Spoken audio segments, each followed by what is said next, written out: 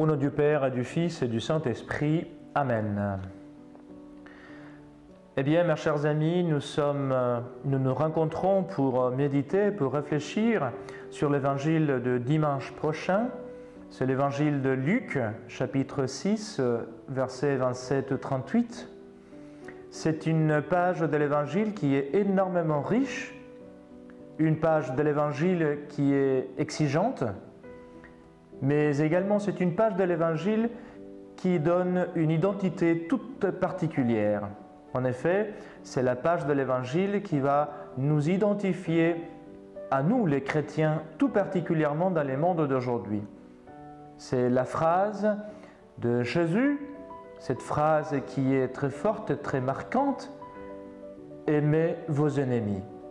Faites du bien à ceux qui vous haïssent, bénissez ceux qui vous maudissent et priez pour ceux qui vous calomnient ou qui vous diffament. » C'est alors la note caractéristique de la vie chrétienne. Aimer les ennemis. Plus avant dans l'Évangile, Jésus va dire encore « Ne jugez pas et vous ne serez pas jugés.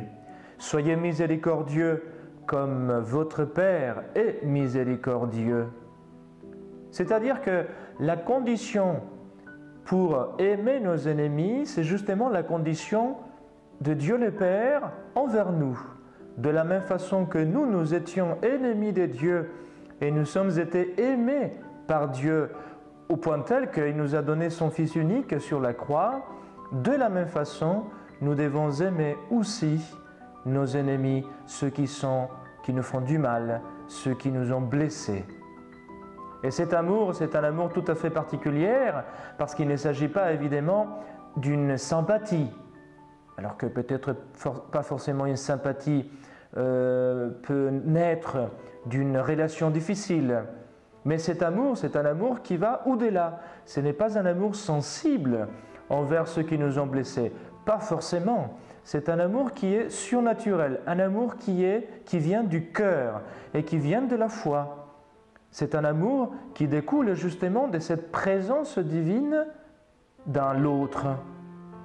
Nous n'aimons pas les autres parce qu'ils sont pécheurs, nous les aimons parce qu'ils ont une dignité, la dignité de créature de Dieu.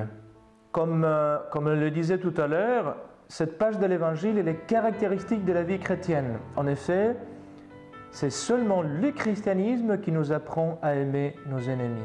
Aucune religion au monde va nous apprendre concrètement, explicitement à dire « aimez vos ennemis, ceux qui vous font du mal ».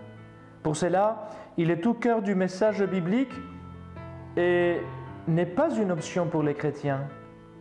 C'est vraiment une obligation. Jésus, il ne dit pas « si vous voulez aimer vos ennemis ». Il dit « aimez vos ennemis ». C'est impératif. En fait, en bonne partie, la crédibilité du christianisme dépend de cet amour des ennemis. Quand nous sommes victimes d'une injustice ou nous sommes blessés, certes, nous avons une balle en plein cœur. Nous sommes complètement touchés. Notre orgueil est touché. Notre sensibilité est touchée. Eh bien, il est bon alors de mener cette colère devant Dieu d'une manière appropriée. Mieux vaut la lui confier que de la cultiver dans notre cœur. Remarquons donc ces 4 verbes utilisés par le Seigneur. Aimez vos ennemis, et puis les 3 autres verbes, donc d'abord aimer, et les 3 autres verbes qui, à mon avis, explicitent un peu ces mots aimer. Faire le bien à ceux qui nous haïssent, c'est-à-dire ne pas chercher la vengeance, ne pas chercher de leur faire du mal. Bien au contraire, si l'occasion se présente, eh bien, essayons de faire le bien, un acte de charité. Bénir ceux qui nous maudissent. Vous savez, la malédiction, c'est l'acte justement qui vient du démon et de tous ceux qui s'engagent du côté du démon. Eh bien, nous sommes des chrétiens, notre obligation, jamais maudire quelqu'un, mais notre obligation, c'est donc bénir. On m'insulte, on me maudit, eh bien, je bénis.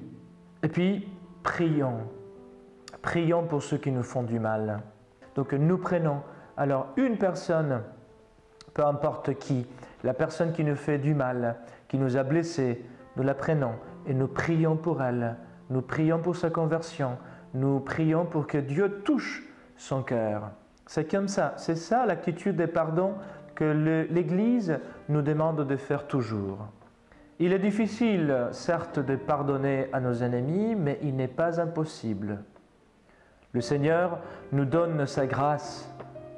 Même les hommes les plus sérieux ont su mettre en pratique ces commandements du Seigneur de pardonner les ennemis. Pensons tout simplement, pour donner un petit exemple, à la Vendée. Donc cette armée chrétienne qui s'est défendée de cette attaque féroce de part de l'armée française, de la Révolution, à l'époque de la Révolution. On connaît bien l'histoire du général Bonchamp qui, lorsqu'il voit que des paysans commencent à massacrer férocement de révolutionnaires, et le général Bonchamp va se placer au milieu d'eux pour dire « Arrêtez, que faites-vous, misérables ?»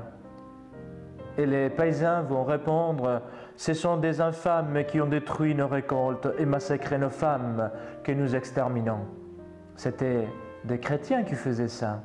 Et alors, le général Bonchamp va dire « Dieu, mes enfants, a pardonné à ses bourreaux, comme lui alors, pardonnez aussi aux vôtres. » Et à ce moment-là, la massacre s'arrêta. Eh bien, que ce soit ces exemples. Le Seigneur même sur la croix, il l'a dit. « Père, pardonne-leur parce qu'ils ne savent pas ce qu'ils font. » Tel était l'amour du Seigneur pour les hommes qu'il est arrivé même à excuser ces malfaiteurs, ceux qui voulaient les tuer. Que le Seigneur nous donne cette grâce, énorme grâce, du pardon de nos ennemis, mais sachant que c'est le caractéristique de notre foi chrétienne, de notre foi catholique. Amen.